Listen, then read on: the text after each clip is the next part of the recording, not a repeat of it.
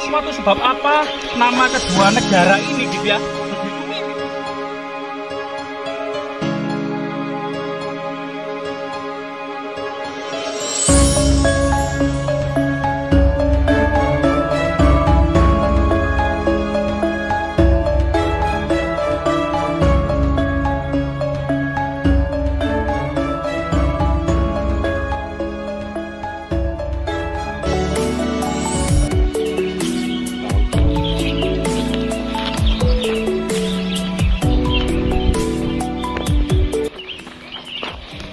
Memasuki abad ke-13 Masehi, Nusantara mengalami sejarah yang cukup unik dan antik, terutama sejarah yang sangat penting ya, mengingat pada abad ke-13 ini muncullah Kesultanan Islam Samudra Pasai di ujung Sumatera dan kejayaan Majapahit bersinar di Jawa Timur, tepatnya di Mojokerto. Artinya wilayah Mojokerto ini penuh dengan kejayaan Majapahit.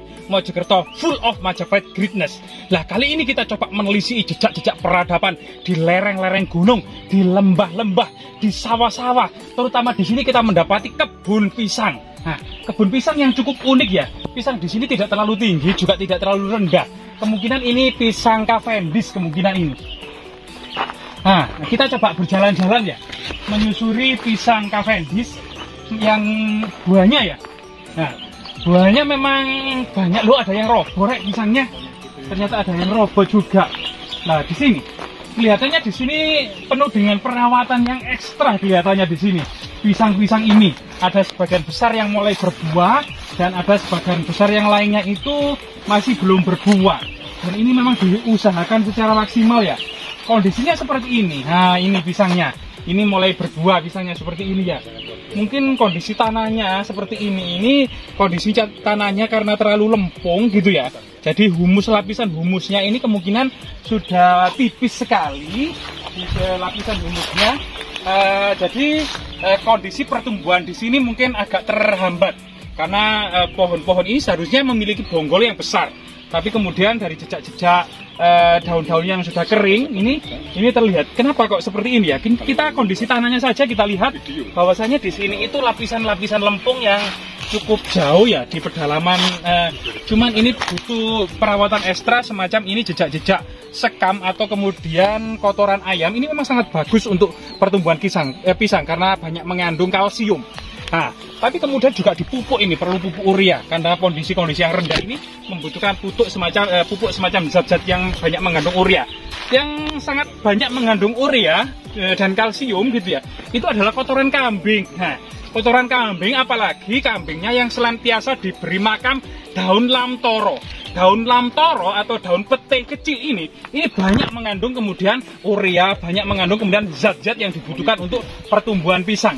Nah, ini membutuhkan karena kondisi tanahnya itu seperti ini, tandus dan gersang serta lempung ya, lempung dan berbatu ini. Nah, lempung dan berbatu. Nah, ini biasanya tanah-tanah seperti ini memang sangat cocok untuk perkebunan kurma gitu ya. Nah, ini jadi perawatannya itu ternyata pemiliknya itu sangat ekstra sekali sehingga di sini kita akan menemukan lapisan pupuk dari kotoran ayam itu sangat tebal sekali. Nah, pupuk dari kotoran ayam ini sangat tebal sekali. Nah, ini sekali. Nah, ini pupuk dari kotoran ayam. Cuman di sini ternyata memang salah satu kendala selain kemudian kondisi tanah juga kondisi air. Nah, jadi di sini kelihatannya mengandalkan kemudian hujan ini tidak cukup untuk mengisi kebutuhan air akan ini. Sehingga kemudian ini selang air yang cukup besar ini ya. Selang air yang cukup besar untuk mengalirkan sebuah air untuk menyirami tanaman-tanaman ini ya. Nah, seperti ini perawatannya. Setelah kemudian ini coba kita ngintip ya, apa boleh ya? Nah, ini juga pisang-pisang ini membutuhkan perawatan yang ekstra sehingga dibutuhkan kemudian sebuah selongsong untuk membungkus tanaman pisang agar perkembangannya itu tidak diserang hama ya, tidak diserang hama. Nah, kondisi seperti ini kalau pisang-pisangnya ini yang masih muda gitu ya, yang tidak dibungkus gitu seperti ini. Nah, seperti ini. Ini luar biasa sekali. Ini merupakan varietas baru yang dikenalkan. Kemungkinan juga ini dari Jawa Barat ya, karena di sana ada kampus pertanian ya. Ini masih kemudian sebagian masyarakat menganggapnya ini pisang Cavendish. Pisang Cavendish dengan varietas baru ya. Pisang Cavendish dengan varietas baru. Di sini dengan perawatan yang ekstra akan kita lihat bagaimana kemudian lapisan pupuk di sini. karena memang kondisi tanahnya itu sangat-sangat berwarna merah darah, hampir menyerupai apa namanya itu batu bata merah. Jadi kondisi tanahnya seperti ini.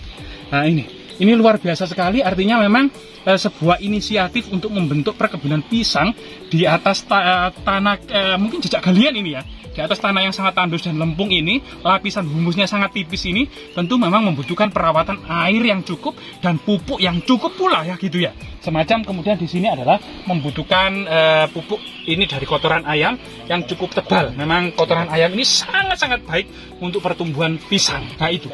Kemudian ditambah dengan air. Jadi air yang harus terus karena sekitar 70% pohon pisang ini adalah mengandung air. Nah, mengandung air. Jadi pohon pisang juga membutuhkan banyak air. Nah, seperti ini. Ini anakan-anakannya. Ini memang kalau perawatan pisang yang bagus itu anakan pisang gitu ya. Ini bunga pisang atau jantung pisang gitu ya. Ini bisa kemudian kalau sudah cukup umur ini bisa dibuang. Anakannya itu juga dibatasi. Jadi satu indukan pohon pisang ini harus disisakan 2 atau 1 saja anakannya, karena ini bisa mempengaruhi banyakan buah pisang. Jadi anakan yang kecil-kecil ini harus dipotong atau dibersihkan. Nah ini seperti ini. Nah ini sudah benar ini. Jadi anakan-anakan seperti ini itu harus dibersihkan. Ini jejak pembersihan anakan-anakan pisang itu. Jadi anakan pisang ini memang harus dibersihkan dan disisakan 2 anakan saja. Yang lainnya itu harus dibersihkan. Seperti itulah kondisinya. Nah, tetapi memang karena kondisi tanah ini yang cukup cukup tandus gitu ya, memang membutuhkan perawatan. Tapi di sini berbeda dengan padang pasir ya. Kalau memang raja-raja dan pangeran-pangeran Arab itu berusaha kemudian menghijaukan padang pasir gersang, itu di sini sebenarnya memang tanah yang cukup subur. Cuman kita lihat.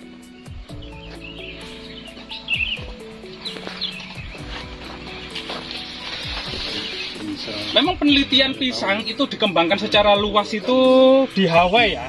Hawaii saat ini memang penghasil pisang, nanas, ini Hawaii.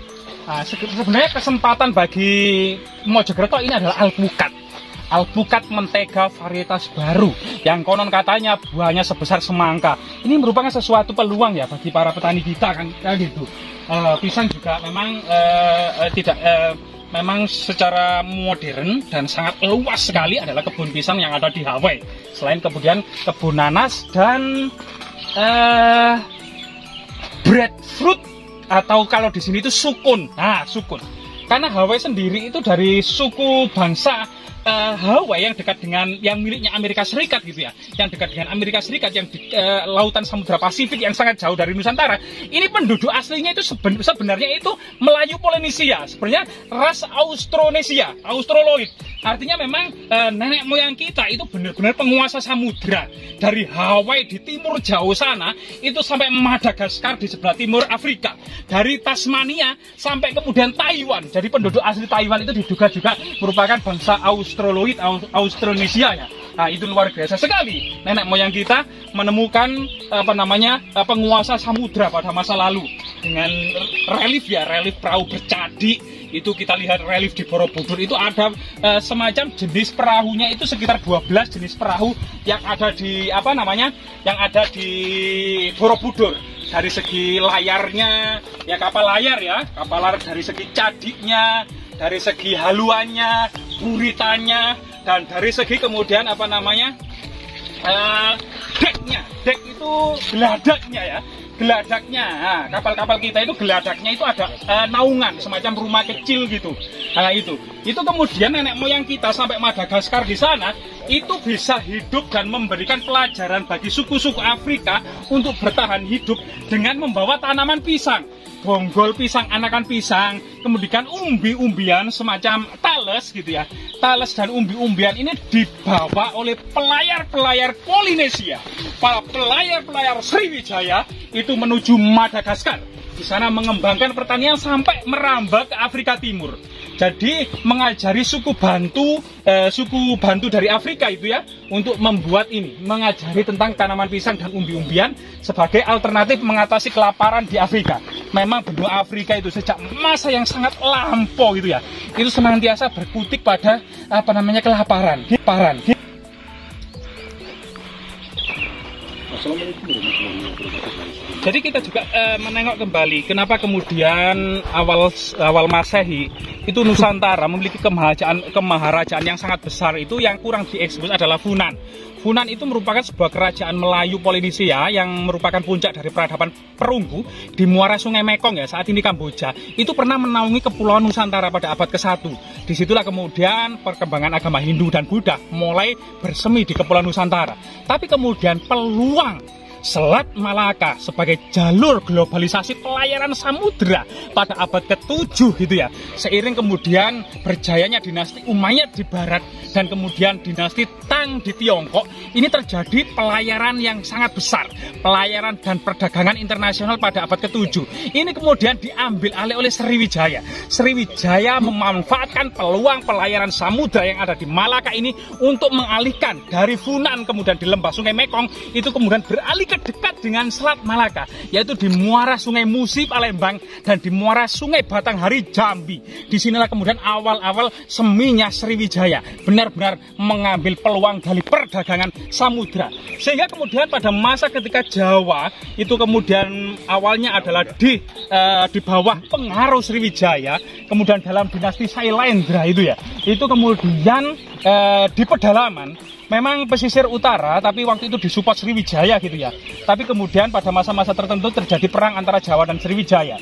Sehingga kemudian Empu Sendok mengambil peluang dari perdagangan internasional ini untuk mengakses Jawa Timur, yaitu lembah Sungai Berantas yang dekat dengan pelabuhan Ujung Galuh dan dekat dengan pelabuhan sepanjang Sungai Berantas dan Bengawan Solo. Dengan perdagangan dan pelayaran perdagangan samudera gitu ya, yang kemudian diambil peluangnya oleh Empu Sendok di Jawa Timur ini, sebenarnya posisi Jawa Timur itu berada di tengah, yaitu antara Selat Malaka dan Kepulauan Rempah-Rempah.